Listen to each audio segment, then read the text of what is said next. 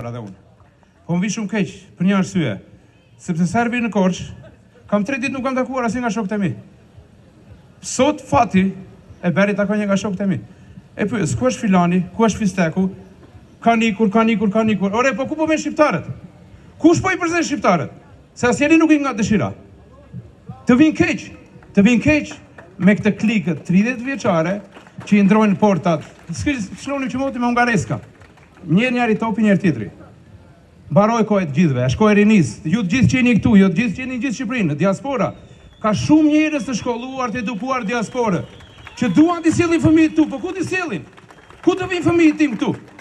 Të bashkohen vuajtjeve të fëmijëve tuaj.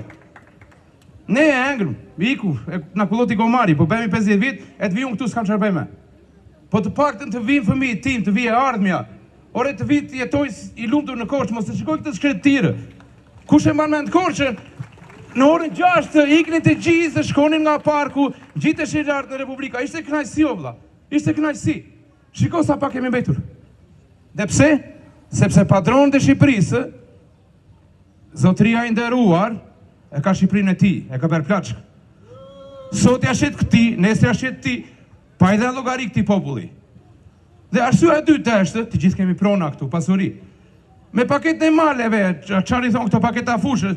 O vëlla, unë jam në Kurbet. Vi nesër me shpresë se kam një tokë këtu, do bëj një biznes. E ka marrë tjetri. Investitori strategjik. Pronë e maleve. Ç'është kjo paketë malesh? Ma shpjegoni ju se unë se kam idenë, vëlla. Do të thënë, po këthet reforma agrare e 1946-s. Ajo po bëhet. Ju lutem, vazhdoni